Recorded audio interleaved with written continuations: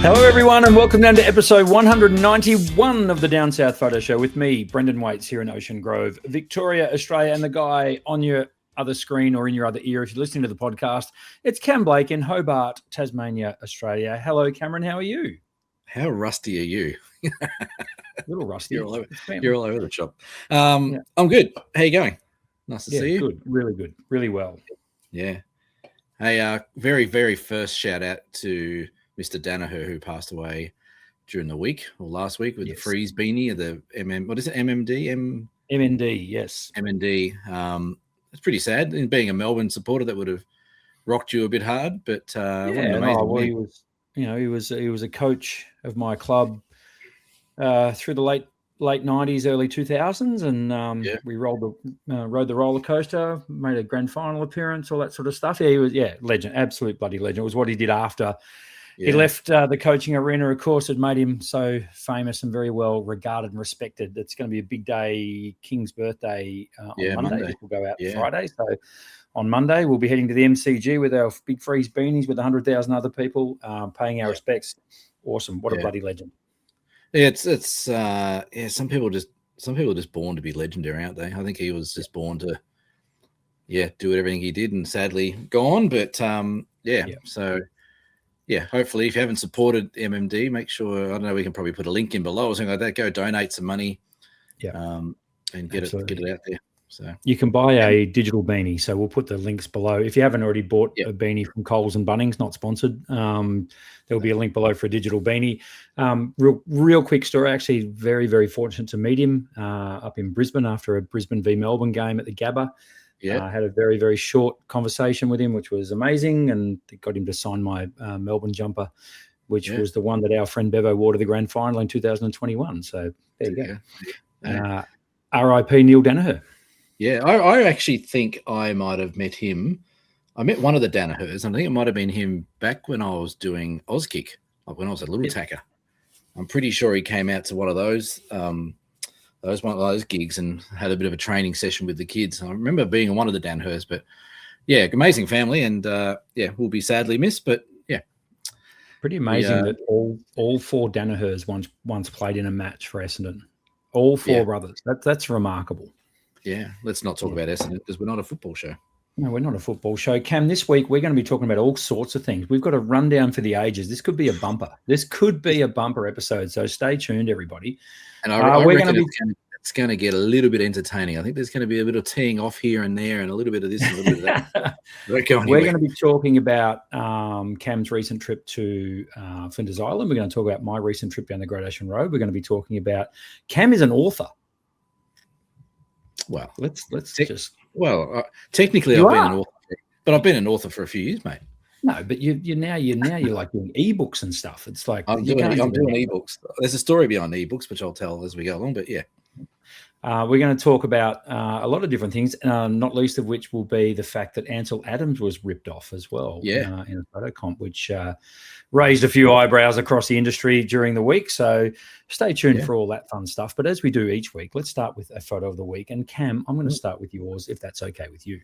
You can do that. Absolutely. So this is a snow gum, in case you're not sure what that is. I went out the other day. Like I said, just before we came on air, I've had a little bit of time off, which is nice. It's unusual to be home for a couple of weeks, 2 or 3 weeks. So I looked at some of the weather, and I thought I wouldn't mind maybe getting up to these snow gums in Mount Field, which are about an hour and a half from Hobart up the top there. And we had this weather just the other day where it was in between sort of systems where it was foggy but still relatively mild. I'm like, I'll go up there and I'll have a look around. And it was perfect conditions. I was talking to you as I was walking along as well. It was just foggy, no wind, no rain. Everything was wet from the night before. So all the trunks of these trees were just saturated. And it was really good. Like I went up there, and it's a bit of a hike to get up. It's about a half-hour walk pretty much uphill to get up to the top where these all are. And I had the place to myself. There was one guy who passed me on the way. I met him in the car park, but then he didn't rock up for another hour and a half. He got stuck talking to a ranger, apparently. So I had this whole section of about 2 kilometers of these snow gums all to myself. And you don't get that very often. It's a really lovely feeling where you just sit there. And I just sat down, had a banana, and sat on a rock, and I was just like, there's no one else here. This is ridiculous. So I took plenty of photos. This is the most impressive one I found, and I actually saw this one on the way in. I thought, I just can't get to that. It's got too many rocks, and in between all the rocks are all these little plants that have these ankle breaker holes, and I thought maybe I can't get there. And on the way back, I just found a little pad. I could see someone else had been up there, or an animal. So I just jumped on the track and sort of tiptoed my way through and got there. But there is something about this photo that I did that I've never really done before, is I've actually flipped it. I've flipped it landscape. I flipped it horizontally because my brain, with the tree coming out from the right-hand side of the frame, my brain just wasn't registering that as right. And I flipped it. I thought, well, we read left to right. We sort of look at everything left to right. Maybe that's where my brain is. So I don't know if that's cheating or what. I don't know what that would be classed as, but it seemed to work better if I went that way instead of that way. There's no, as we all now know, there is no cheating in photography. It's open to your interpretation. And if that's what worked for you, that's what worked for you. Can I have a question without notice, please? Of course. Polarizer? Yes, polarizer on this one. Yep. So I would imagine because it was so sheeny and glossy, the polarizer helped you cut that back. I love that it left some sheen though. Yeah. See, the polarizer was struggling a lot because it was so wet. So really where it helped was all, if you look at this, like this scene, all the top end of all the branches that are facing up to the sky, I've got a little bit of sheen on them. It controlled that a little bit, but it didn't do too much with the patterns and the trunk of itself, but it did help with the rocks, making the rocks a bit darker, and the grass or the bushes there a bit darker as well. But yeah, I always use a polarizer as much as I can. And I did expect it to have more of an effect on it, but it didn't really. But I actually think the sheen sort of helps. Maybe it gives it a bit more wetness, sort of shows that they're quite wet. I think it definitely helps. I think it's a great effect that, I mean, I'm imagining without a polarizer, it is more of the sheen. So it loses those amazing patterns and textures in that snow gum. Like that's you must have had a ball with that. And I'm assuming there was a few more of them around. Yeah, like there was loads. Like I said, there's a whole section of them up there. And I've been there before a few times, but I haven't been there in the right conditions. I'm going to go back up again after the next big snowfall. If I just happen to be around, I'll pop up and have a look.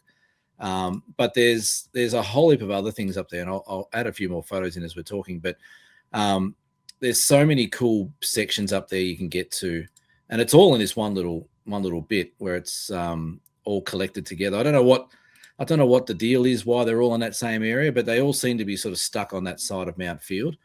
But it is known that Mount Field does have some of the best snow gums. Well, not necessarily in Tasmania, but maybe also Australia. But I've put up a couple more shots there. There's one that I did of a close-up of the bark on one of the trees, and I reckon I might even get that printed. It looked amazing. So, yeah, I had a ball.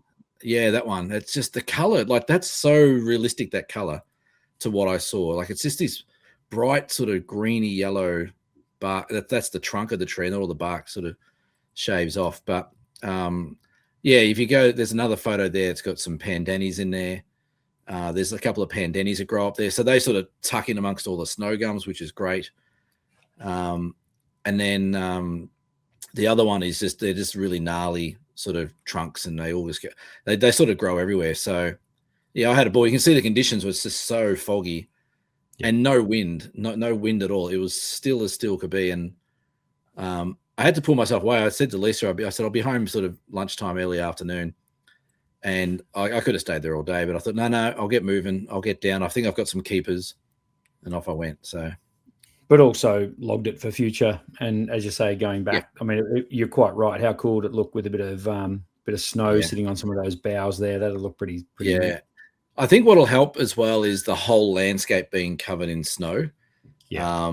So that's sort of alpine, sort of foggy. But if it's alpine snow and nice light, that'll be my next thought. So if I get a big snow dump, I'll try and get up there.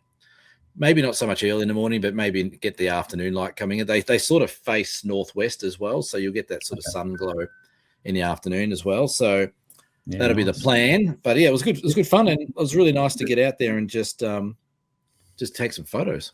these pandanus are really cool because they catch the snow in the middle of them, and that really helps as well. But that's a great shot. But you're quite right. You could see it like with a lot of those rocks with snow on them instead would certainly be awesome. So that's cool. It's cool that you can do that, Cam. That have places like that. How far? Like an hour from your house? Yeah, so it's about an hour and a half. Like Mount Field is about an hour, but then there's another 30-minute drive up to the top. And it's good. Like when it's not peak season down here, like you will guarantee almost have this place to yourself almost most days of the week. So weekends are a bit different, but during the week, like I saw 3 people the whole time I was up there. Yeah. And 2 of them were an older couple hiking out, and the other one was the guy I met from Sydney. Shout out to Dan if he's watching. I did give a plug. So it's great. The fact that you can have this right on your backyard, it's it's stunning countryside. It sort of reminds me of why I keep loving Tassie. Yeah, well, I've always said to you that's the ace up your sleeve is the fact that you live there and run your tours in a lot of your tours in Tasmania. Yeah, to have that in your own backyard, and it makes people think.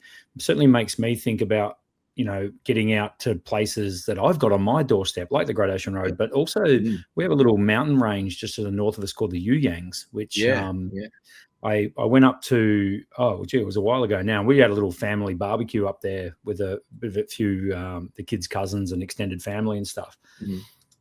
We went on a Sunday foolishly, and I think half of Melbourne decided to do the same thing as well because it was ridiculous, but same deal. I can see during the week that the Youyangs has got a lot of granite, so it'd be interesting to granite and you get a lot of gum trees, koalas, all that sort of stuff in there. So I have to, it's good. It's a good reminder to go and check out your own backyard, folks, because I'm sure people watching and listening could probably get in a car and drive 90 minutes away, like Cam, and be an awesome location to shoot. So don't forget about your own backyard.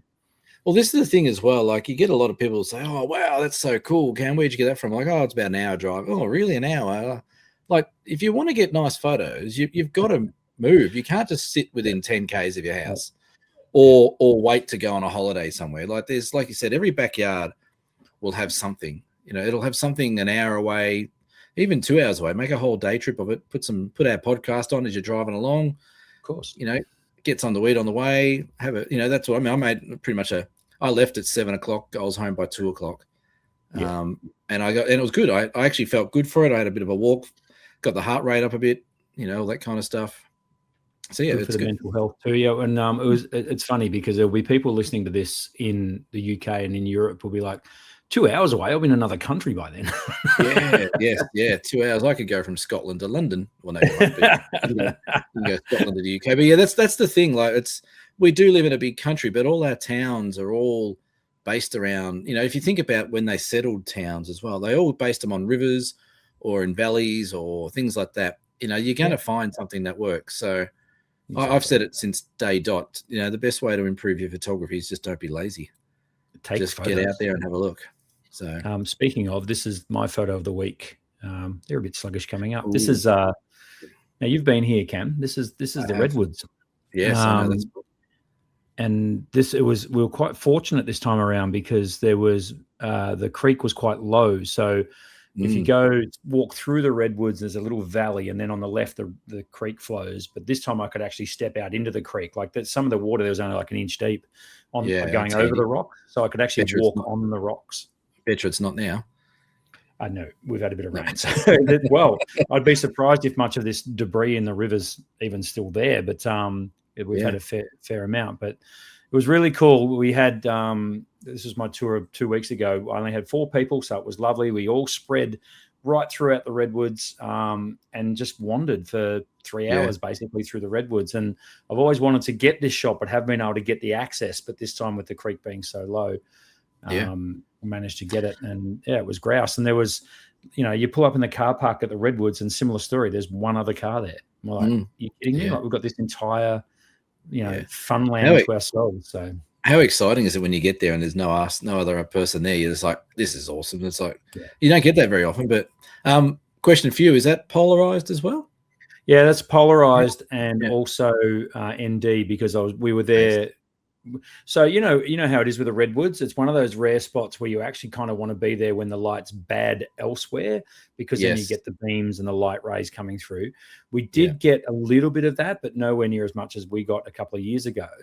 But it sort of meant the light was actually softer. We had a bit of grayness and the cloud was the sun was bursting through every now and then, but it made this shot work because in the distance it kind of looks like mist and fog. Where in reality it's just grayness. It's a grayish day at that point. So, but polarizer ND filter. From memory, this is about a 4-second exposure. And just tripod mounted 100 ISO. This was on the Nikon Z5 II, and I finally got that Tamron 16-30. Yes. Tamron 16-30 f2.8 back in my possession. So, nice. I love that lens. I think it's better than the Nikon. I tried the Nikon version of it at BFOP, and I don't know, weight wise, it was too heavy. It felt a bit clunkier. And this thing, because I took the 16-30 to our Kangaroo Island scouting and just fell in love with it. I just thought this is a beautiful lens. So really happy with it. 16 is a great focal length, I reckon, for those ultra wide things down low, because that shot there really puts you in that forest. I love the ferns off to the left; they're really cool. But just the light on the log, it's beautiful. Yeah, and I was happy with the subtle bit of blur on the ferns on the left. It didn't worry me. I mean, there was bugger all breeze, but it was there. Yeah. And I've done photos like this before, and I've had people say, well, you can do another exposure and you can make the movement go away. I don't know. I'm not one for that as much. Maybe once upon a time I was, but I don't think it's lazy. I just think that was what was there. That was what was going on, and I appreciate why people would do another exposure. You can see some of the ferns deeper into the forest are quite blurred, but I don't care. It doesn't to me, it doesn't detract at all from the image. No, and like you said, that's what it was when it was there. And I'm a bit the same. Like, I don't like to blend images because it's just like that's what it was. So that's how I saw it. That's those things were moving. It tells you about the atmosphere where you are as well. So yeah, for sure. I mean, we on our way up there, we went past a spot. That's cool. Do you remember? It's called Turton's Track. You head up into the Otways and you turn left along that little track that it's just covered in this stuff. And it reminds me of Tassie. Like, it's such a Tasmanian pocket of the national park, the Great Otway National Park. And well, that's the thing. We discussed that on that trip, didn't we? Where like the Tarkine and northwest coast of Tassie almost fits perfectly into that region. So that's it is very similar. That's the first thing I noticed as well. So kind of me. And then we've got. I'm just going to run through quickly a few of the shots from that trip. I mean, this is Beauchamp Falls, which is what a cracker. I mean, that waterfall. I'm guessing it's probably 12 to 15 meters tall, I guess, and it never ceases to amaze. Like, it always looks like that. That waterfall has a really lovely flow rate always. It seems I don't know what that means or whatever, but it always seems like it's always got a really lovely gentle fall to it. So no, I've really sort of gone wrong there. And of course we had a lot of the time, we stayed at Apollo Bay and we had the beach straight across from us. So one morning we went across and just shot a really, we tried to go minimal. I made a bit of a theme to minimize everything, and actually did one of my famous photo comps, Cam, everyone loves on our tours. Yes. And we were looking for patterns, and I was going for the grains of sand here. And then of course there's this little feather just sitting there. And so that was cool to be able to do that as well, considering that the sunrise wasn't that spectacular. It was okay, but it wasn't going off. And then to teach people about just picking the eyes out of a scene. And it's a classic example. And this happens a lot, I find, particularly on tours, yours and mine, where we'll get to a location. You can tell some people are like, really? We're shooting this? Like, what are we looking at here? Yeah. And then one of those was the Perrin Dunes. Do you remember that? We got there and I could tell that there was a couple of people in the group that were a bit flat about it. They're like, I don't see this.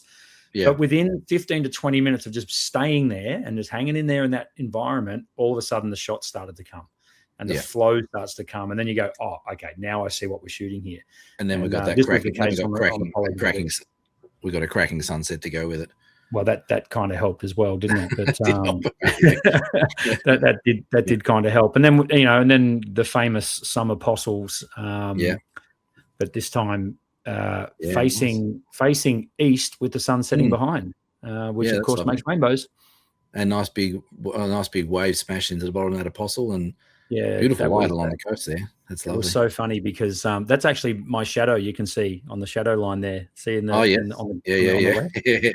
And I actually Mel was with us, and I actually sprinted for this photo because I was up the other end of the platform.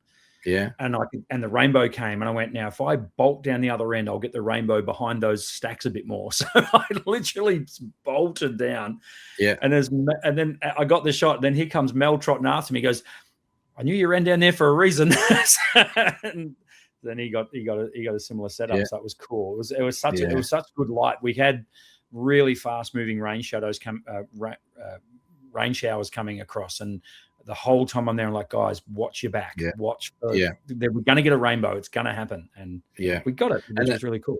And again, it just goes to show, like, don't be a lazy photographer. Don't look outside and go, oh, there's a few rain showers around, I'll stay in. Get the hell out there, because that's when Mother Nature looks its best, when it's moody, bit of moisture in the air, bit of atmosphere, bit of waves, bit of rainbow, bit of awesome light. So, that's a cracker. Rain makes rainbows.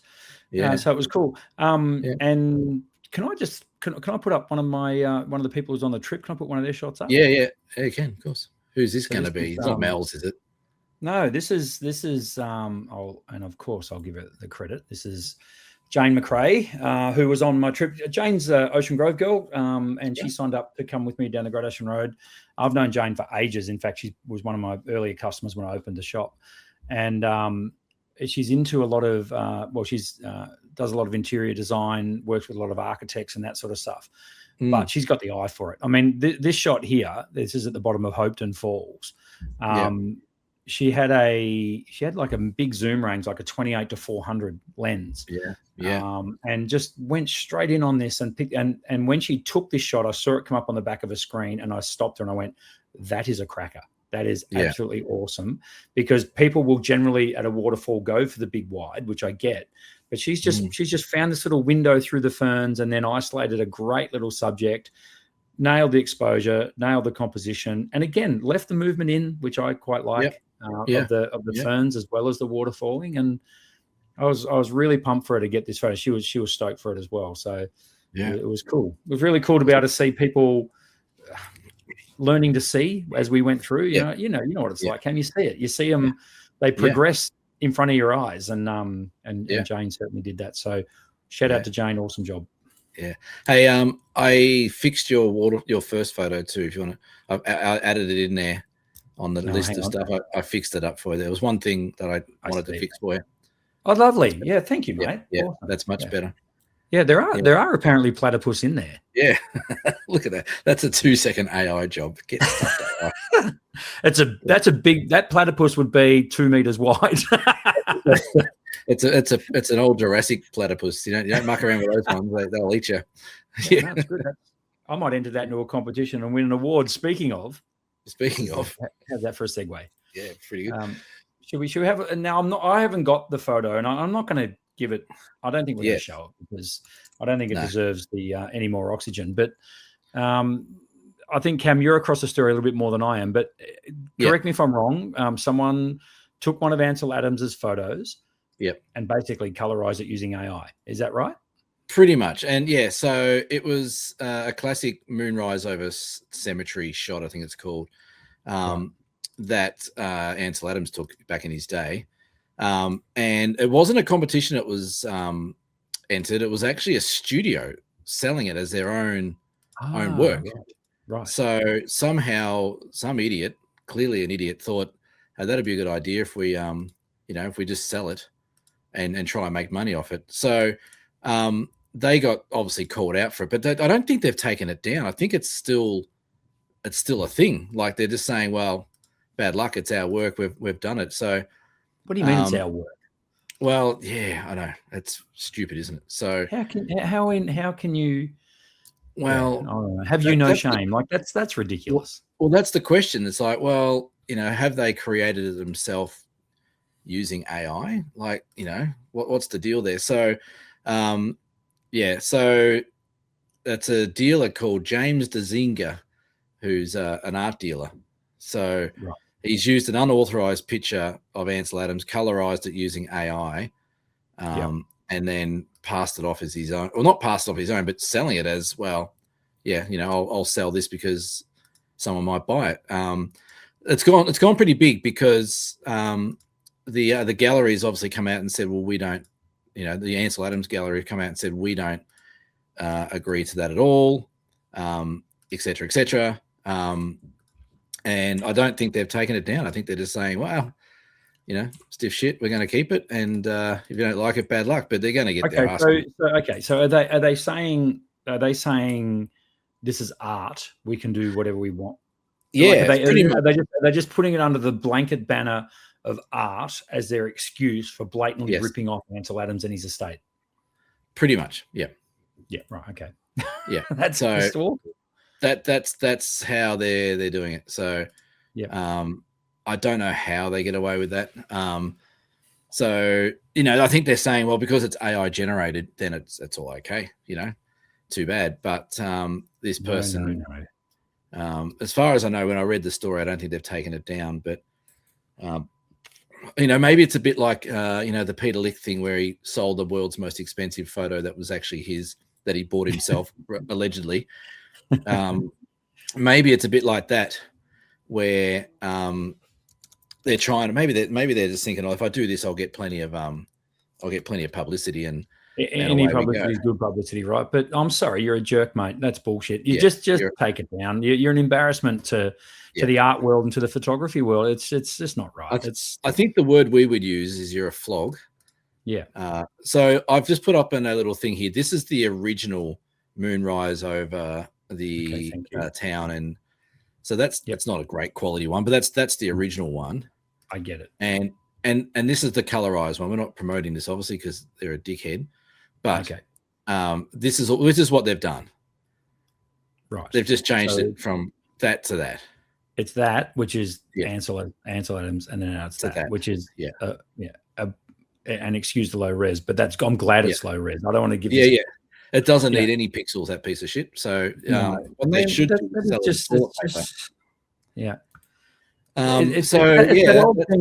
it's that old thing, Cam. It's just because we can, it doesn't mean we should, and that's what that is. So get in the bin.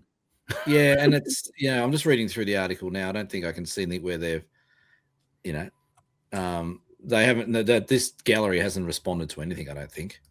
Yeah. But tell you what, they must have balls the size of basketballs. No. To go out there and just say, you know what, we're just going to rip off one of the most famous photographers of all time.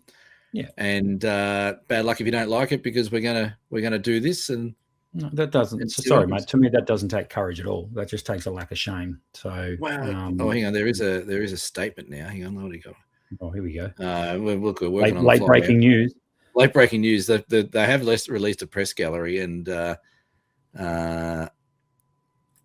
they, you know what they are. I think the word we would use is they're a cockhead. Yeah. So the press release. No, it says they would like to release a statement. The second line of the statement says, "As the image is in the public domain, I have every right to create a new and transformative work.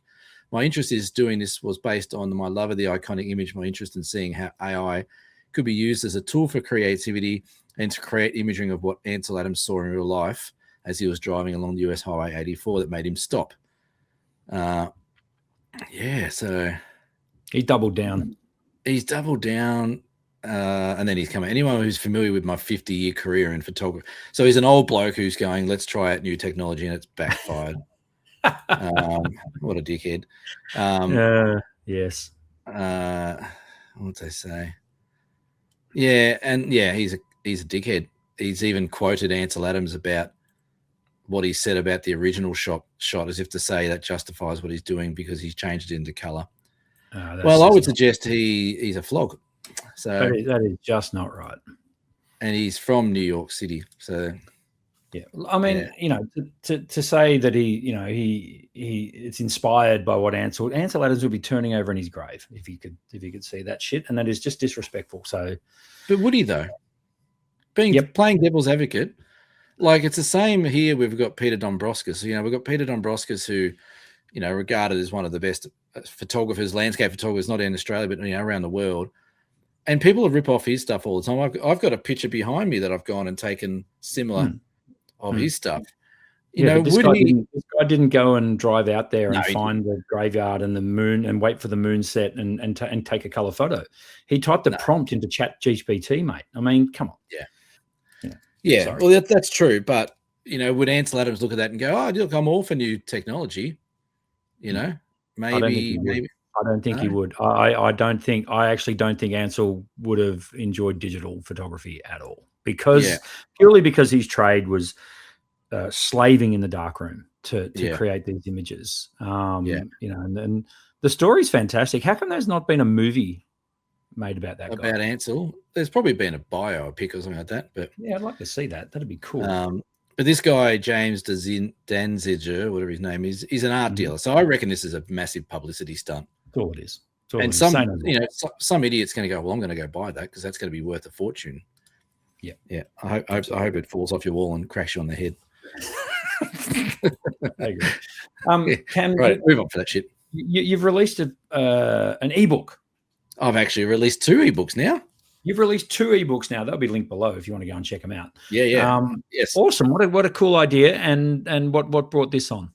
Well, good friend of the show, Adam Edwards, who's actually been on this show before. Shout out to Adam. Him and I were talking. Put a card up there for his interview. Look, the card just appeared up there. No, there's no card. I've never seen a card on any of our episodes. Cards always appear. Come on, mate. I don't think so. I was talking to him the other day, and he rang up about another good conversation that we might have on this show. Feels like a trip sometimes.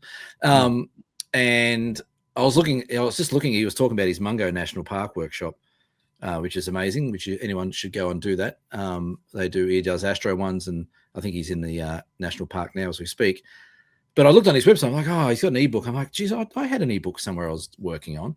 And I found it in the background, and I'm like, oh, I really should get onto these. So I decided just to put some together. But here's the fun bit about it, talking about AI.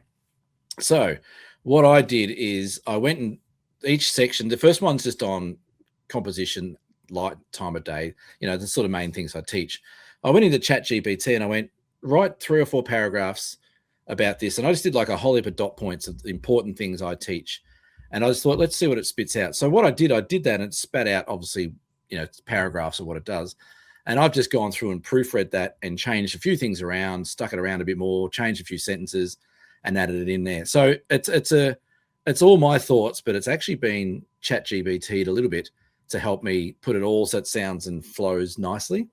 And I actually had a lot of fun doing it. I actually found it really just almost like teaching myself again, that the stuff I know or verbalizing what I know, writing it down in dot point form and then putting it into a nice sort of ebook. So I've got some ebooks available. I'm going to do one every month for the next few months. And so far, the first one's been downloaded close to 300 times. The second one's almost pushing 200 times. It's got lots of diagrams and pictures and me pointing out what I look for and how I shoot stuff. So it's not all words. It's a lot of visual as well. But yeah, I just found it a really nice process to be able to throw my thoughts out there, but have it written that's a little bit more free flowing. I don't know, maybe I'm not the best writer or not. I don't mind writing stuff, but if people are going to read it, you want them to sort of, make it look professional and all that kind of stuff. So it was good that it tidied up. Like you said, this is a little different. This is where you've actually, I need to say this now, say it in a way that people can read it fluently. Yes. Thanks. I'd be the same, mate. I'm no writer, that's fine. That's still your ideas, but you want people to be able to get something out of it. You don't want to just a heap of gobbledygook there that they can't understand. So that I get that. That's really cool. And so so you reckon maybe 5 or 6 you'll put out, or? Yeah, I reckon I'll go for half a dozen for the rest of the year. They're all available on my website, tasphoto.com.au. There's an ebook section.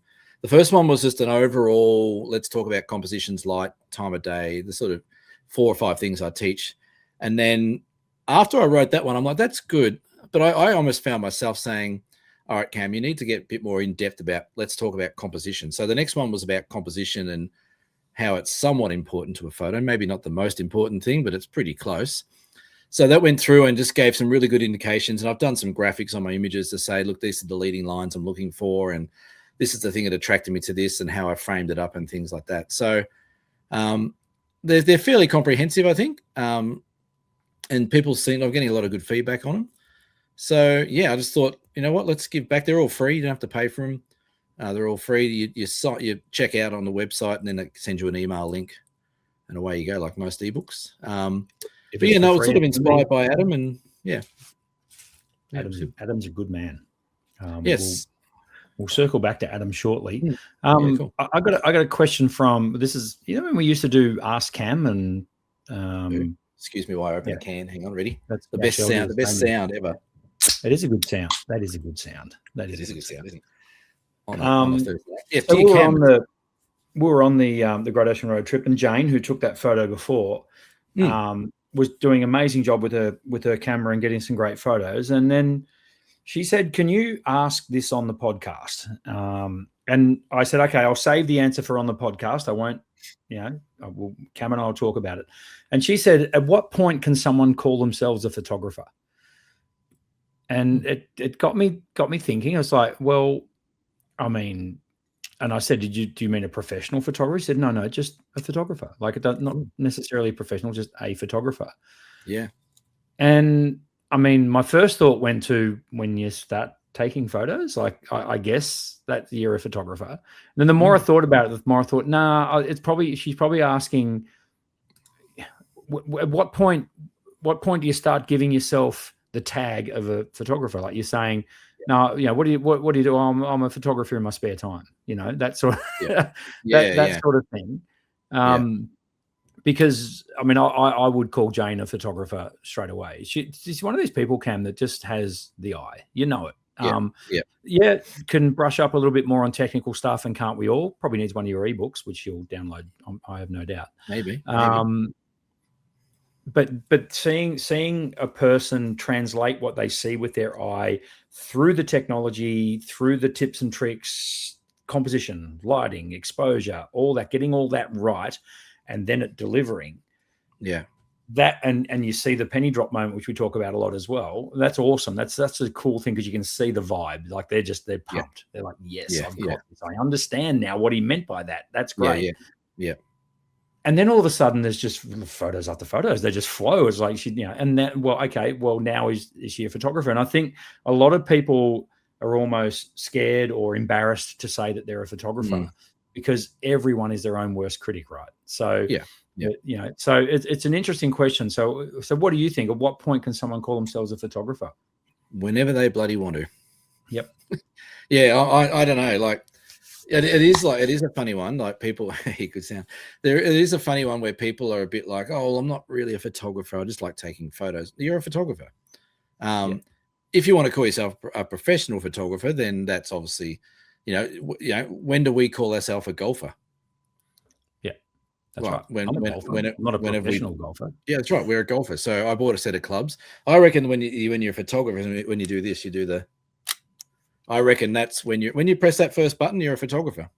Yep. So I don't think you need to wait. I think if you've got a passion for it and you see things, even if you're not taking photos, I still think you could be a photographer if you've got the eye for it and you see things and you drive along like, oh, that looks really nice there. That'd be a nice photo. So I think whenever you bloody well want to call yourself a photographer, go for it, because it's all about your own work and what you enjoy doing. And, you like the process of either seeing the photo, taking the photo, editing the photo, or just watching the world go by. Everyone's got an eye for something. And so, I'd say whenever you want to, really. Well, there you go, Jane. You heard it here first. You can now go over to your bio on Instagram and add the word photographer. Yeah. And then you can start selling prints and just doing workshops then. I feel, that's right. Exactly. It's too easy, mate. It's just a walk in the park. I feel like that's, when they say you're a wizard, Harry, you're a photographer, Jane. Yeah. Well, that's the thing. Like, and I get what people are saying. Like, everyone's their own worst critic, and I think one of the things that I may have done right from the get-go, and I think this is, time will tell, history will tell, but I think from the get-go, I think I learned early on in my life that I didn't really worry about what too many people thought about what I did or who I was and stuff. At high school, everyone's sort of trying to be the cool kid and stuff like that. I was not involved with that. I couldn't have cared less. If you're a nice person, I liked you. If you're friendly, I'd be friends with you. If you're nasty, I wouldn't talk to you. But it was the same with anything I did as well. Like when I did photography back in the day, people were like, oh, that's a bit geeky. Well, you take photos. That's a bit boring or whatever. But on the same hand, I played cricket and I played all the boy sports and stuff like that. So I never really worried about it. So, but I still have issues now when people go, oh, you're a great artist. I don't see myself as an artist. I see myself as someone who just likes taking photos. I like pretty things and I like clicking the camera at them. So I think that's where you and I differ. I do see myself as an artist and I always have with photography. I think photography is an art form. Oh yeah, definitely. And I love it, and I take it up to anyone who debates it and poo-poos it. Just because I can't do a brushstroke, and or a watercolor or a charcoal sketch or anything like that, I probably can. I've never really tried, to be honest. I could probably do something. Wasn't your mum good at art? My mum was a very talented artist. She was amazing, and she was a closet artist. She produced some amazing stuff and would throw it out. She's incredible pencil drawings, amazing sketches, colored pencil. She did it all, and chucked in the bin. But I think photography is an art, and I think you're an artist. I do. I know you don't. You might not call yourself that, but you are. And just look at the stuff you just showed before. This, the snow gums and things like that. There's an art form in there. There's a Not anyone can take those photos, Cam. That's the thing, and that's what makes you an artist, I think. Your interpretation is for the most part amazing. It's fantastic when of any scene, and generally the better photographers and therefore the better artists can generally interpret it in a way that is A, unique, and B, visually appealing. Visual arts is, and it's visual. It's called visual art for a reason. It's visual arts. Photography falls under visual arts. So I don't know. I'm babbling a bit, but I do think that it's definitely an art form for sure. Look, I don't dispute that photography is an art. I don't dispute that at all. But I don't class myself as an artist. And that's I know that sounds stupid, but for me, calling me an artist, I always think, if someone draws those pictures or paints those paintings, or they play a guitar or something like that, they're the ones that have they've got the whole package of visual, they can tactile do things and they can have the coordinations to do all those kind of things. That's where I find that art is on a different level to what I do. And that may be a bit arrogant. People might think, oh, you're just a bit arrogant for saying that, or whatever. But I really don't. I don't look at what I do as, I look at my photos and it's always been for me, my photos. I look at that snow gum shot, and the other reason I'm sharing that snow gum shot is because I really like it. I'm not sharing it because I want to impress other people. I'm just sharing it because I really like that. But Nora, to me, I would argue counter that by saying nor did artists. They didn't share stuff because they wanted the recognition. They shared stuff because they loved their interpretation of, they loved what they created.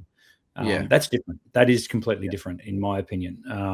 And I don't think there's any. And I think the great thing about photography is that the level of instant gratification you get. We can create an image in seconds. With the technical know-how we've got, whereas someone who does an oil painting that might take them 2 years to complete. They've got the technical mastery, but they've also got the patience. I don't possess patience. I just don't. It is not in me, and I hadn't noticed.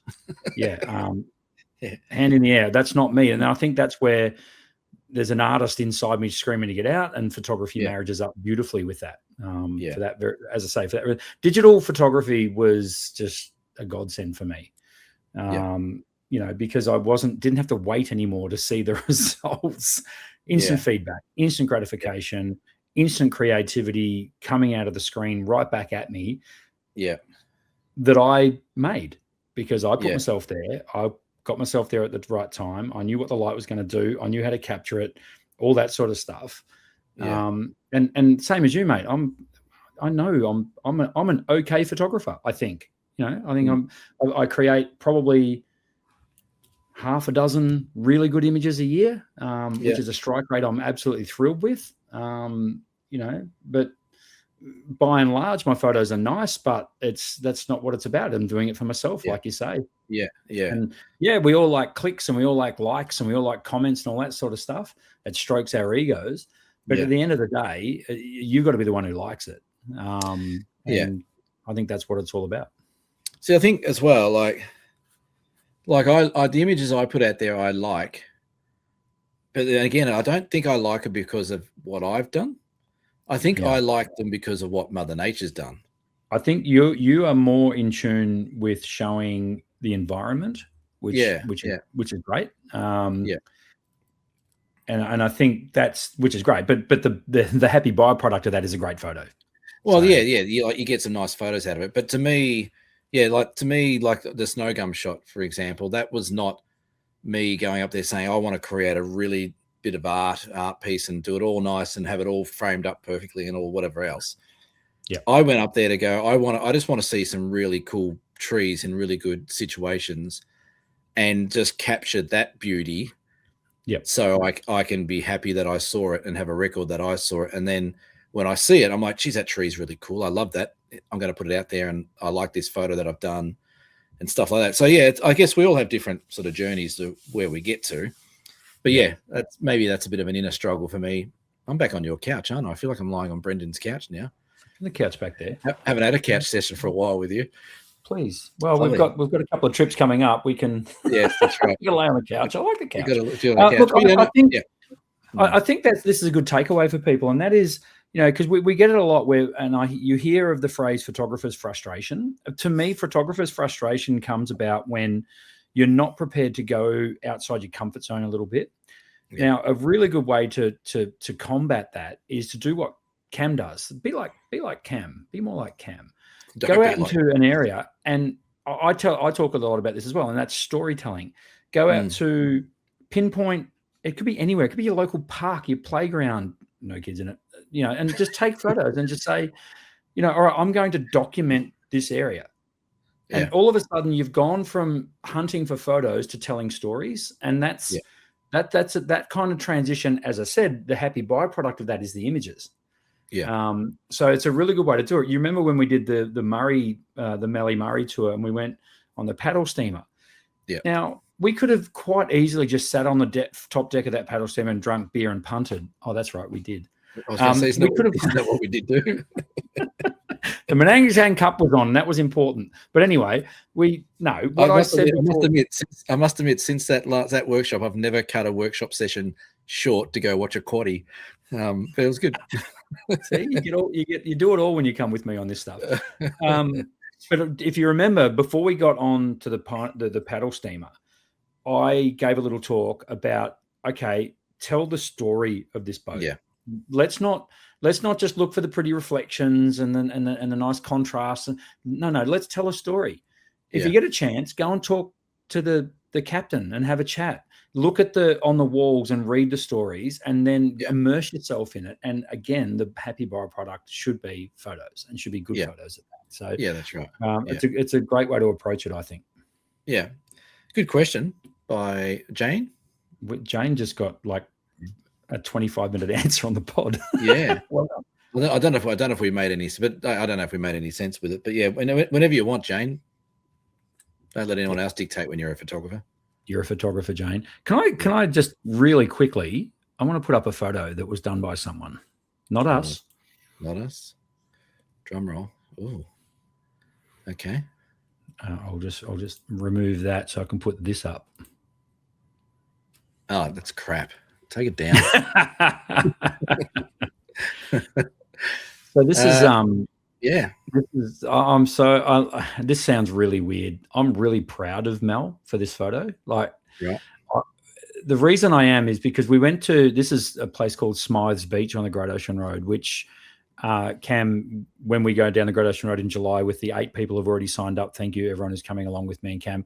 You are most definitely going to this location because we hadn't been there before, and the beach we normally go to at Skeens Creek is completely closed off. Can't get to it. So I kept this up my sleeve, and we shot out here for sunset. And my goodness, what an amazing spot! We had waves crashing over boulders, basically, and we had a creek flowing down, and we had we had people we all just spread out and found stuff. Yeah. And I saw Mel with his bigger zoom lens. He's got that Olympus set up. I think this is his 150 lens, and he just honed in on these rocks, and he just picked the eyes out of the composition. And I thought, all right, he's playing there. This is going to be cool. And he sent me this photo today, and I just went, that's going on the podcast. I reckon that's absolutely awesome. Can I pull it apart? Go for it. Cool. Hi, Mel. Hope you're listening. Nice to see you again. Hey, I like it, but if Mel had downloaded my composition ebook, the one thing I like the feel of it all. The one thing I'm not overly a big fan of is on the right hand side where the rocks are touching the side of the frame. Mm-hmm. I would like to see some gap, or those rocks not at all.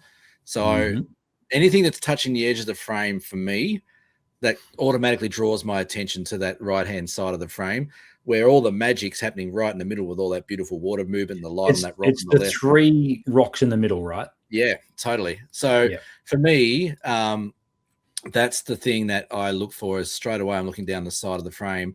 You remove those sort of 3 or 4 rocks on that side of the frame, and all of a sudden you've got, I don't know, you got a really lovely, even more lovely shot than what he has to start with.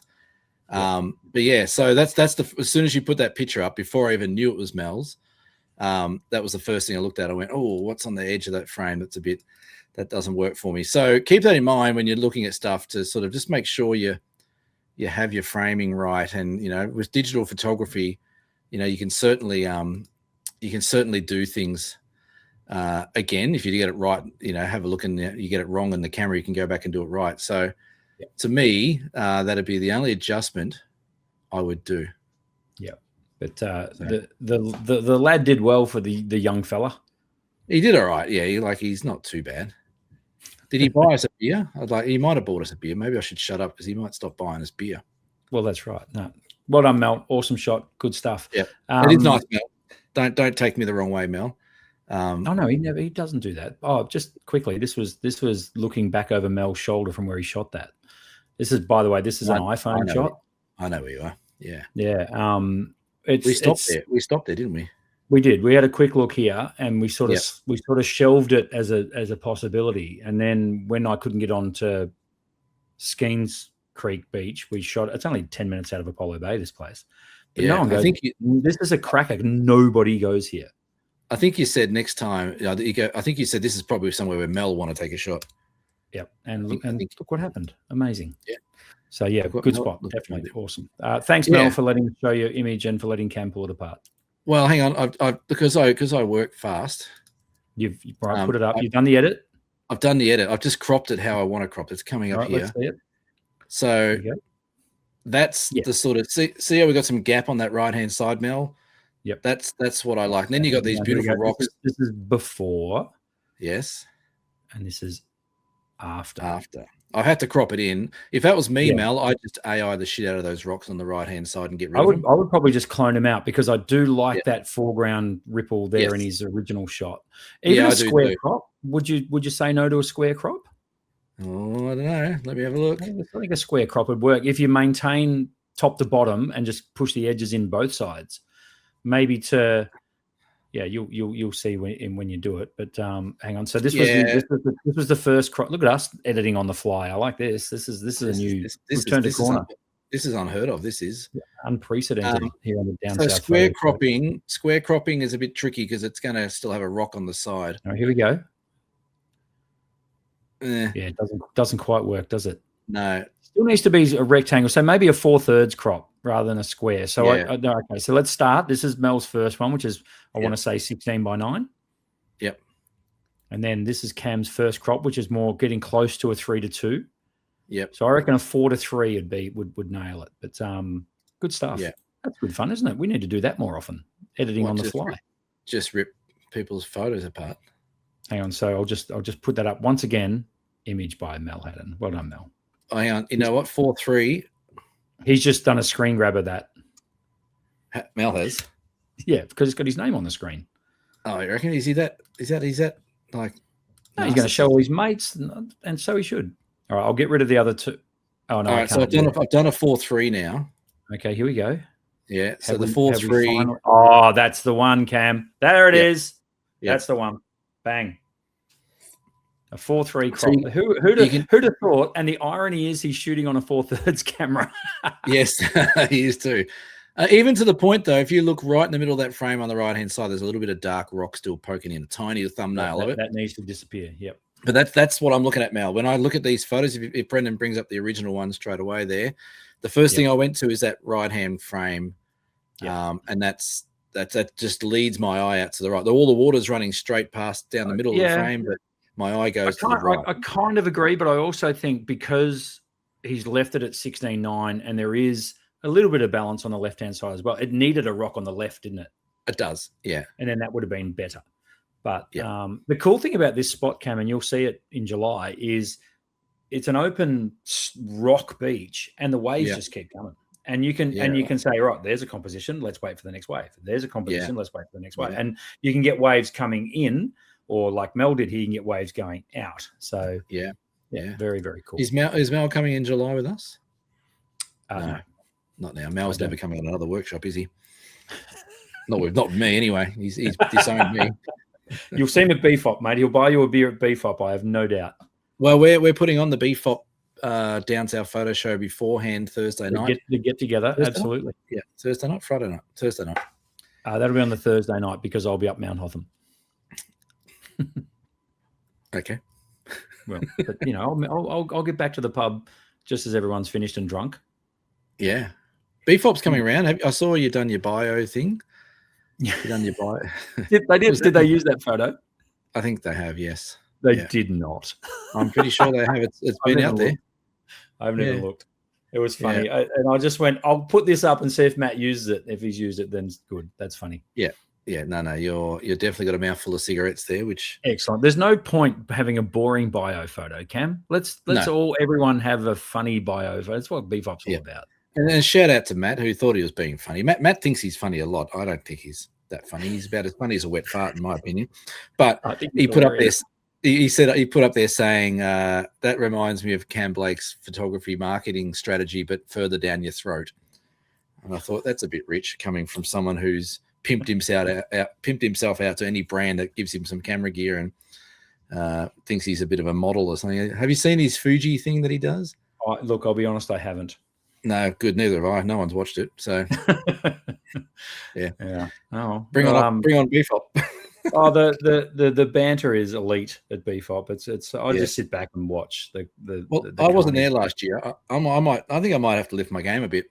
The best banter you'll hear for the year is the banter between Matt and Nick. Yeah. When they're on stage, it's just that they are Bert and Ernie. It's brilliant. Yeah. And you and I are the two guys that sit in the balcony. What are they? Stadler and Waldorf, of course. Yeah, that's us. Yeah. Cam, let's get into the bones of this podcast. And this podcast is going to go forever. Sorry, everyone. But is this just starting? Jesus. Was that just the intro? And I can already see some stuff we're going to have to hold over next week. Photo tours. Yes. The photography tours that you've been doing for how long? 10 years or so. All right, 10 years in Tasmania. Yeah. One of the biggest bugbears that you've had, and you've had it for a long time, you even went on ABC Radio Hobart discussing this very issue. Is photography tours operating particularly in national parks. Yes. Without the correct licensing from, be it parks, what are they called in Tasmania? I call them a whole heap of different things, but they're called Tasmanian Parks and Wildlife. Right, or Parks Victoria, where I am, Parks or Victoria, New South Wales Parks. Or South Australian Parks and Wildlife Service. These people operating tours in parks without permits and licensing. It just I think I know your take, but refresh me on it. Well, it just keeps rearing its ugly head. And the conversation I actually had with Adam Edwards the other day, He rang me with a similar sort of gripe. He's seeing a lot of so-called photographers that are running workshops or tours going into places that are national parks or significantly important regions of Australia. And we just know for a fact that they don't have the proper permits. And the way we know that is because the permit process is not just ring them up and say, hey, I'm just going into Mount Buffalo for a day. It's a full process. You've got to have all your public liability. You've got to have your business plans, your risk assessments, all the things, accreditations, the whole lot. And there's some people out there, I so want to drop names, but I'm not going to. But there's so many guys out there that are new to the scene. Maybe they've won a few photo competitions lately, and all of a sudden they're now running tours and workshops around Australia. But they don't have the licensing. There's one person that's running Uluru tours. Wow. I'm highly suspicious that they have gone through the 6-month Indigenous guiding course that Cheryl and I went through for Kakadu and Uluru through Charles Sturt University, because they haven't been around long enough to have gone through that process. So it's going on. I've reported a couple of people just recently down here to Parks and Wildlife here in Tassie because I'm suspicious that they've got licensing. Normally on websites it'll say that they're a licensed operator or a preferred operator. Like usually when you get something, you'll get like a little logo to put on your website or on the bottom of your newsletters or whatever it might be. I've got the accredited license operator share the wonder thing on mine. I could put up my Victoria one. I could put up the Northern Territory one. I could put up the Queensland one, the South Australian one. I just do Tassie because I'm based in Tassie, but I do have all those permits. And just talking to Adam the other day, we're just a bit jack of it. It's a business advantage for people to go in there because they don't have to pay for these permits. They're running a huge risk.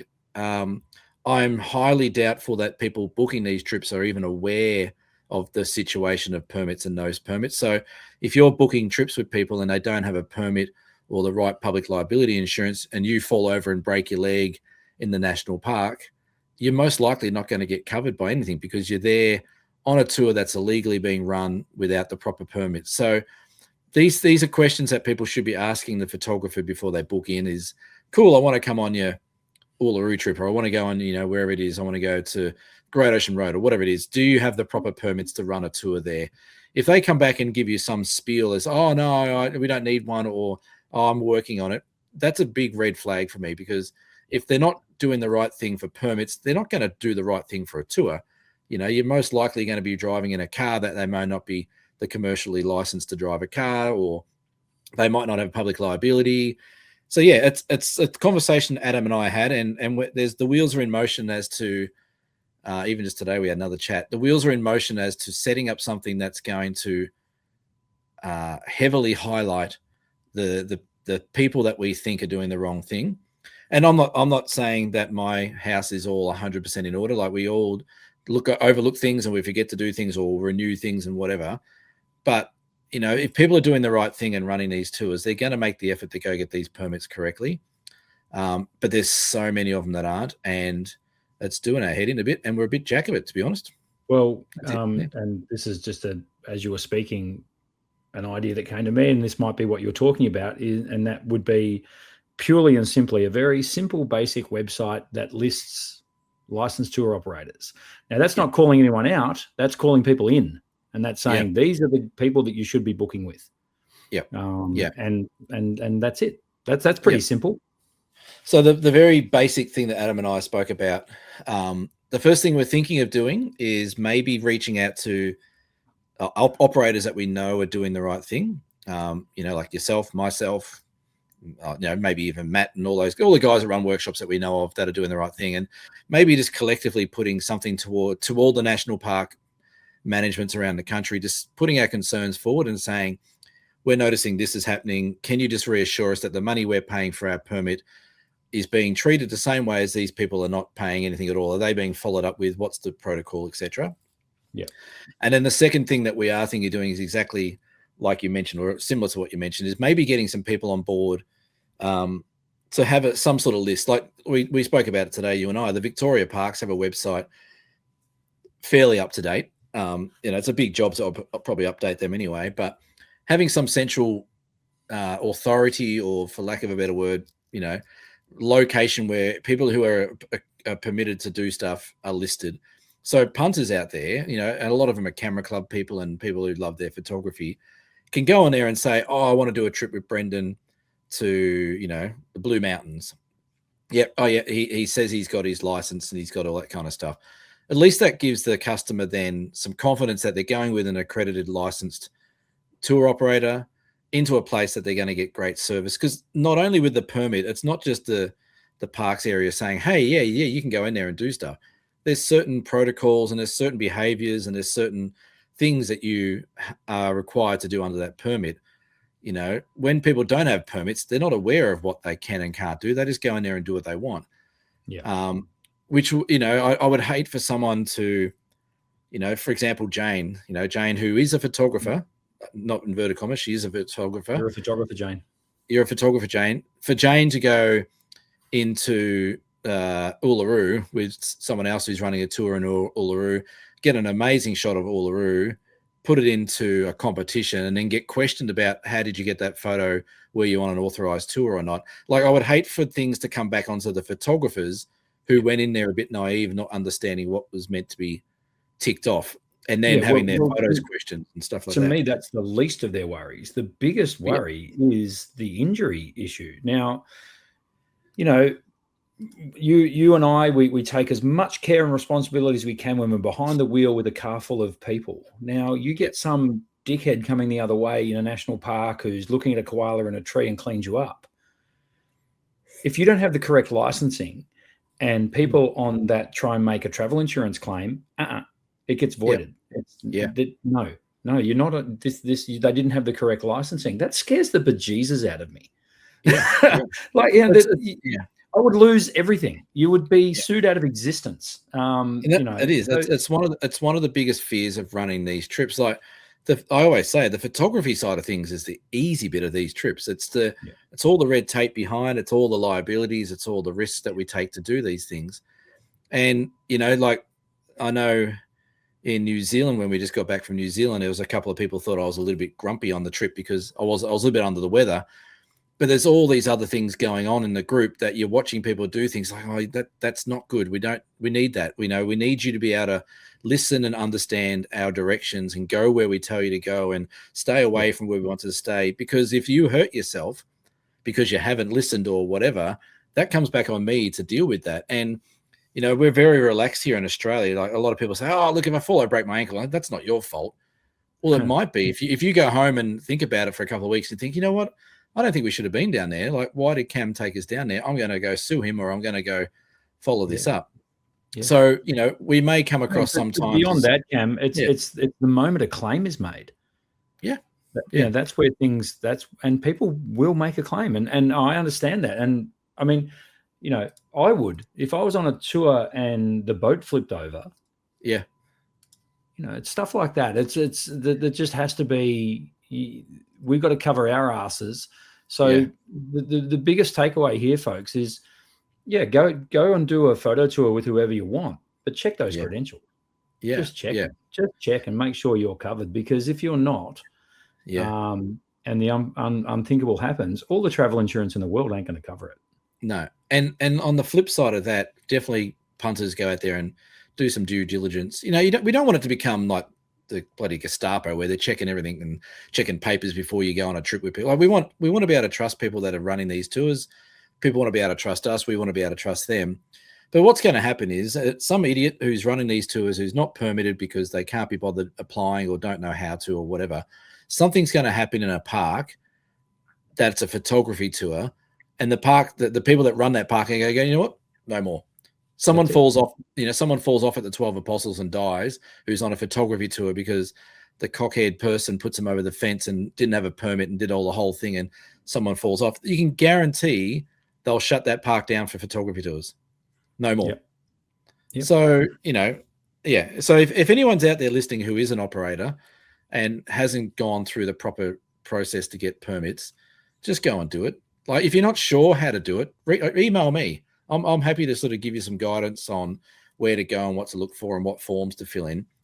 But you're only running a risk for yourself and your customers. So if anyone's watching that, then that's our message to them. And watch this space, because I know Adam's got a little bit of a tailwind with this. He wants to, get things sorted out a bit more and I get think things Adam in more. particular because of Mungo, and Mungo is similar to Yes. what you've got in Tasmania, is World Heritage, UNESCO World Yeah. Heritage listed. And I know that the permits for World Heritage are a little different to just parks permits. So, and you're quite right, Cam. It's frustrating because people do the right thing. People like Adam, yourself, you go and get the permits, you go through the process, and mate, having just been through it with Parks Victoria, look, and I don't want to throw shade on Parks Vic. They do generally a great job. The most of the parks in Victoria are well managed, well maintained, clean, all that sort of stuff. But the red tape and the hoops that I had to jump through, recently to get my LTO, licensed tour operator, in the hilarious thing was I went through the whole process of getting it, and you know this, you'd think you've done it right. We're done here, so you send it in, and then a question comes back. Can you just give us a bit more information about this park? Yep. Okay, no worries. We're going here. We're going. Okay, cool. Submit it, and another question comes back. Yeah. It's like, no. Ask me all the questions, please. just ask them all. I don't want this game of tennis. I just tell me, and to the point where I ended up calling them, and I'm like, okay, can I just get this straight? This is where I'm going. The hilarious thing, and I messaged this to Adam this morning, was when they ask you for a map of their park. They asked you for a map, and can you tell us where you're going? Yeah, sure. I'm going to go where I said I'd go on the application, but where is that in the park? Yeah. You don't know. You don't know. Well, this is the thing, though, and this is something else that Adam and I spoke about as well. Is that like it's not like America where you got rangers at every gate checking things off. Like that doesn't happen here. People just come in and out of this park, out of all the parks everywhere, just willy nilly. Like there's very rarely any parks in Australia where you need to go through a boom gate and get checked off. Yeah. And I think that's part of the problem is that they're not so much as trustworthy, but there's no accountability for going in there. There's no deterrent that people go, oh shit, I'm in a spot here I probably shouldn't be, but there's no one here to check it. So stiff shit. I'll just go. So can I throw a sort of broader blanket here as well, just so people don't think it's only national parks. It's anything. Well, in the state of Victoria, because I can speak for myself, having just been through the process, it's any park that is managed by Parks Vic. That doesn't mean a national park. That could be a state park, a reserve, occasional playgrounds. It can be the marine parks. Lake Tyrrell is one. Lake Tyrrell, not many people realize that is not a national park, but it is managed by Parks Victoria. So if you run a tour to Lake Tyrrell, then you have to have the correct licensing through Parks Vic. Don't get me started on Lake Tyrrell. There is a couple of operators running drone workshops out of Lake Tyrrell. I can guarantee you that's not permittable. Yep. And that's silly. And again, they're the ones running the risk, and good luck to them. But and the other thing as well, there is quite a lot of drone workshops coming up these days and not, you and I know who we're talking about, but I'm not referring to that person in general. But to be able to teach people how to fly drones, you also need to have a different recreational pilot's license, not the normal REPL for the CASA. You've actually got to spend like 20 grand and actually be a business that is teaching people how to fly. There's people doing that around Australia that don't care either. And look what happened to drones. Drones are amazing. Not anymore because you can't fly them anywhere. Yep. Because people have ruined it. So it's just a typical way where people, we all do it. We all take shortcuts here and there. And we all forget to do things, and we all look at something and go, oh, I'm not going to do that. Bloody hell, that's too much effort. But you've got to do it. And at some stage, it's going to start getting called out. People are going to get called out. But again, I keep coming back to the point. At the end of the day, it's up to the person going on the tour to check. And if people do that more, then everyone will do the right thing and have their license, and away we go. Yeah. Everyone's happy. Yeah, it is. But it's an interesting topic, and again, it keeps rearing its ugly head because people aren't doing it, and people just see it. We see it. We see it wherever we go. It's unfair. It's unfair.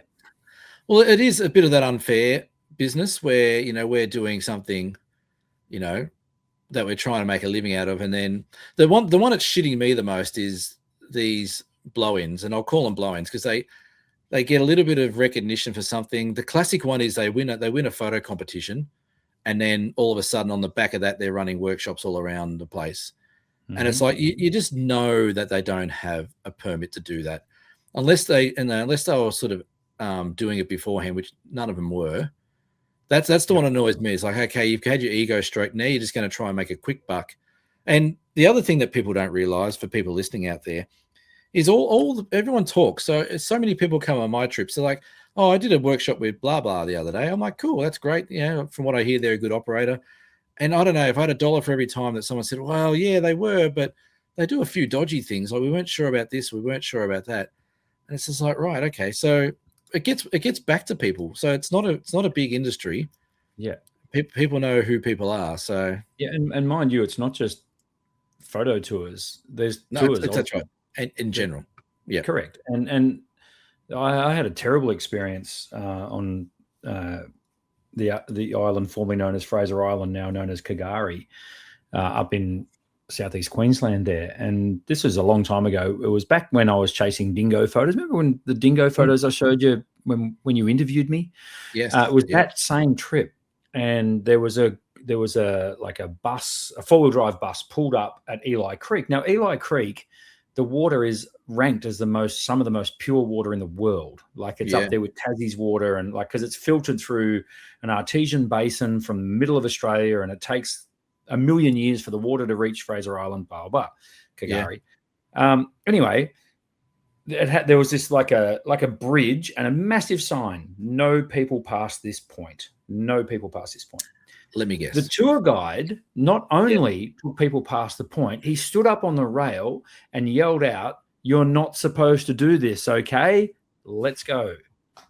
And it was like, I couldn't believe it. Like, I was, wow. Like, there's flaunting the rules, and then there's blatantly, even doing it on purpose to, it blew my mind. But so it's not just photography tours that bend the rules either.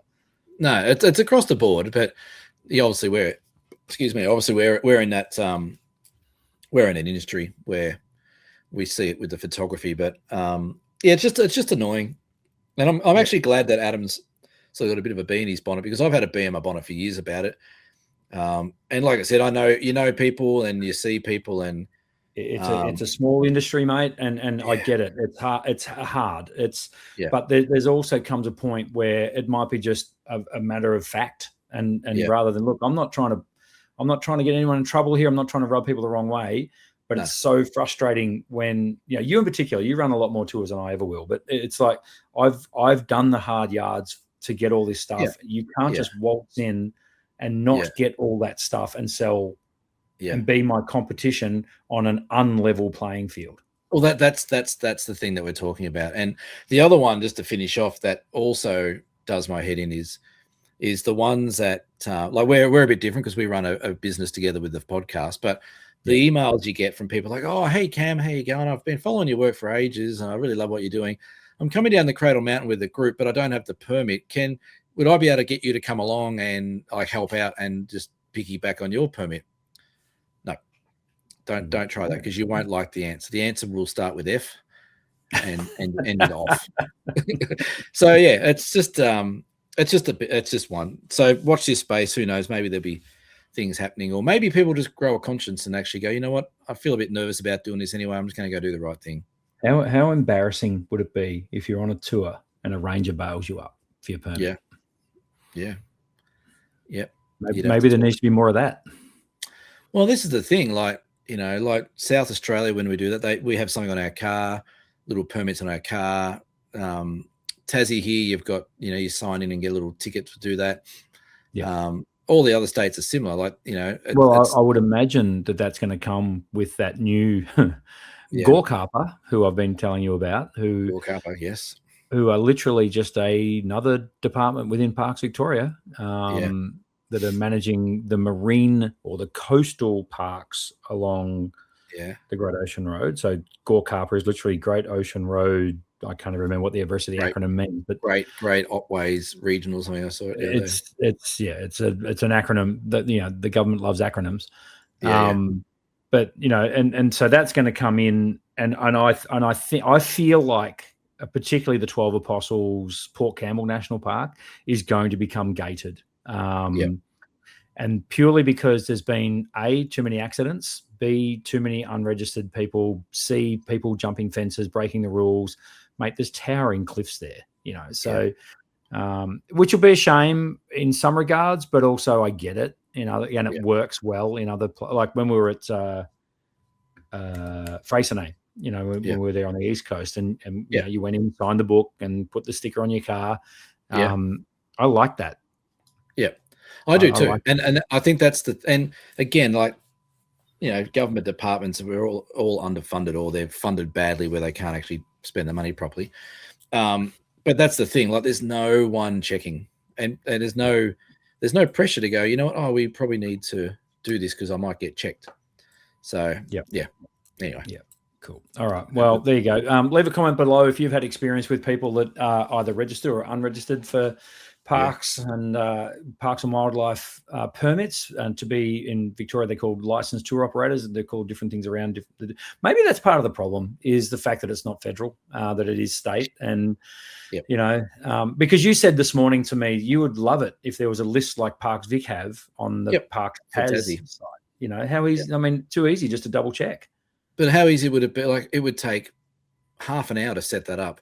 It would take a work experience kid half an hour. Yeah, but what it would do, it would negate people like me going, hey, Parks and Wildlife Tassie, I'm a bit concerned about this person. What do you think? Yeah.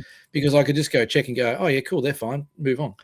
Do you get the vibe though when you? Sorry, we're going to drag this on just a couple more minutes. Do you get the vibe when you contact Parks whatever they're called, Tasmanian Parks and Wildlife, that it's like, here he goes again, here's Cam again? Yep. Like, is that what you get? That's the vibe you get. So that's disappointing, isn't it? It's the vibe I get. I wouldn't say necessarily it's what they portray, but the responses are never like, hey, Cam, we really appreciate you raising this with us. We'll go find out about it. I'll put it out there. I reported Ken Duncan to the Parks and Wildlife because I remember that. You mentioned that on the show. Yeah, he had a photo of him standing in the middle of the river that he jumped the fence to get to, which is a complete no-no. But the response I got from Parks and Wildlife there wasn't, hey, Cam, thanks very much for that. It was like, well, he's not actually promoting Tasmanian tours. He's talking more about his overseas ones and Australian ones. So he hasn't really done anything wrong there, but we might send him a reminder to stay on track. That's bullshit. If I hadn't have reported it, no one would have seen it. So, anyway, I don't know. Cool. Maybe I'm getting old. Topic. Interesting. It'll be interesting to hear people's feedback, or if anyone's listened this far, because it is now an hour and 20 minutes into the podcast. No one listens this far. Have we got any more things to talk about? What are we doing now? No, we'll hold over things now. I think we've gone on long enough, but it's been a great pod. Been a really good chat, mate. I'm really enjoying the fact that we're probably back fortnightly now, at the very least. If not, we might sneak the odd one in weekly. But it gives us a bit more time to get topics, and it was great. We spent 25 minutes on Jane's question, which is awesome. So if you've got questions, hit us up below. Head over to dsps.com.au. Check out our workshops, our permitted workshops and tours that you can find there. 2027 workshops are now on sale. We haven't got any more for sale for 2026. They will be 2027 will be Great Ocean Road, will be East Coast Tassie, and it will be Kangaroo Island again, which we're not that far away from doing in 2026, my friend. Yeah, that's going to be really cool. As it starts to pour rain here, by the way. Oh, really? It's been rainy here like forever. It's just bucketing down outside now. Yeah, it's pouring down on the footy in Adelaide. Not that it's a footy show, but yeah, we've had a lot of rain, but it's been good. We need it. It has been very, very good. The Barwon River here needs a good flush out, so hopefully it's all going in there. I don't know if you can hear that over my microphone, but it's really loud. I can't hear it, rain. Cam, by the way, we normally at this point thank everyone for their beer donations. We'll do a big rundown of that next episode of whoever's been donating beer. And we'll do a photo comp as well next week. We will. Photo comp will come back next. We'll probably run that in July, so sit tight for that. We'll have a photo comp in July. Looking forward to that. Can I just give a shout out, and I know I've banged on a bit about it, but to Pete from Ocean Grove, Jane from Ocean Grove, Mel from Myrtleford, and the lovely Sue, who made the biggest effort to come all the way from Malaysia to come on my Great Ocean Road trip. Thank you, Sue. That was awesome. She was an absolute ripper, mate. She took to our humour like that. She got it. We laid the drop bears on her, the hoop snakes, the whole bit. And she's actually Malaysian. She lives in Kuala Lumpur. Oh yeah, cool. Yeah. And it was hilarious. Yeah, I think the leeches freaked her out a little bit, but that's okay. She was an absolute trooper. And she got a lot out of it. I think she really enjoyed seeing. She'd never been to that part of Australia before, so absolutely loved it. So it was good to have her on the trip. But to Pete, Jane, Sue, and Mel, thanks for all your singing in the Kia. The Beatles have got nothing to worry about, but I called them. two of them are dead. So why are you doing shout outs? Sound better than these guys. Yeah. While you're doing shout outs, I better shout out to, I just did recently the Flinders Island one with OzGeo Travel. We had Philippa, Ellison, Kathy, Maya, Joe, and Jan. So again, I was surrounded by females, which it's a tough gig sometimes, I tell you. But and of course to Cheryl for helping out again. She's doing a great job. She's very excited about Kangaroo Island. She's here's a hot tip for you, or a bit of hot news off the press. Yes, I think Cheryl's going to buy the Olympus 150, the 400 telephoto lens.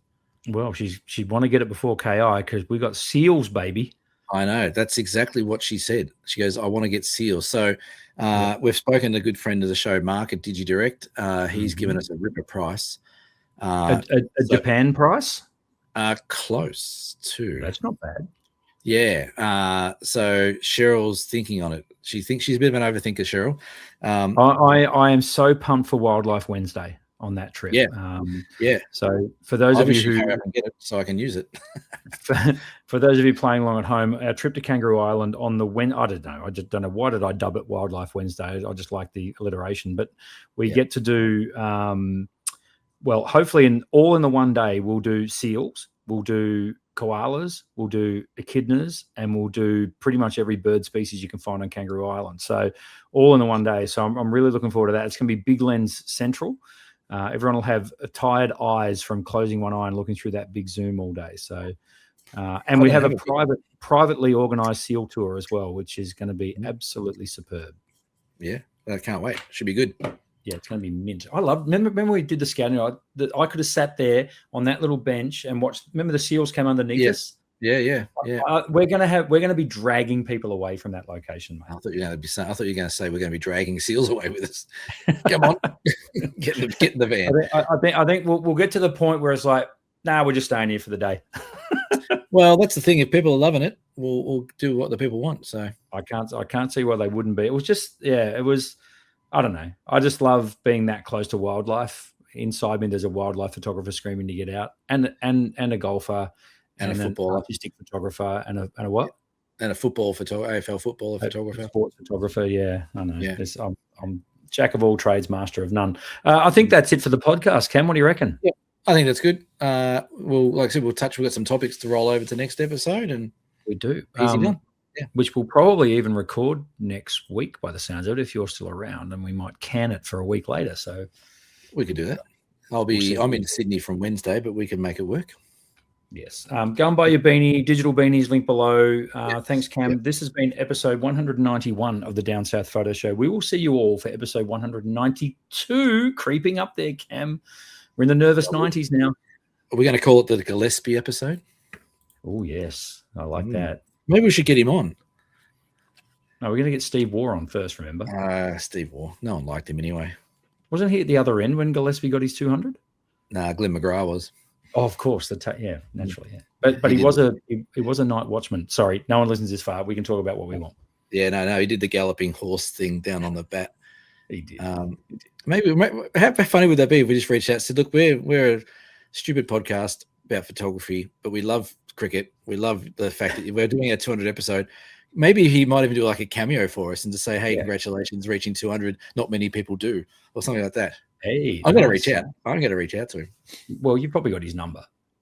Not anymore. Shane Warne might have had his number, but I can't ring Shane anymore. So no, you can't. That's true. No. Maybe we can get who was it? Damien Fleming. Oh yes, yeah. He is the president of the hat trick on test debut club. Yes. Yeah, he's the president, the secretary, the only member, the life member. He loves it. He says it tells a story how he has a golf day every year with himself for members of that club. But worldwide, he's the only person to make a hat trick on test debut. Amazing. Hey, I've just looked up Jason Gillespie's. You can book him. Get a request. Enter some basic details for. I'm going to ask him out. So he wants sheets. Come on, Jason. That's a bit rough. All we want him to do is just like a little video clip on his phone. Seconds. That's it. 10 seconds. That's all we want. All right. That's going to happen on episode 200. That's it. That's the podcast. I've already done this bit. Say goodbye, Cameron. Bye, Cameron. See everyone. Bye. Ciao.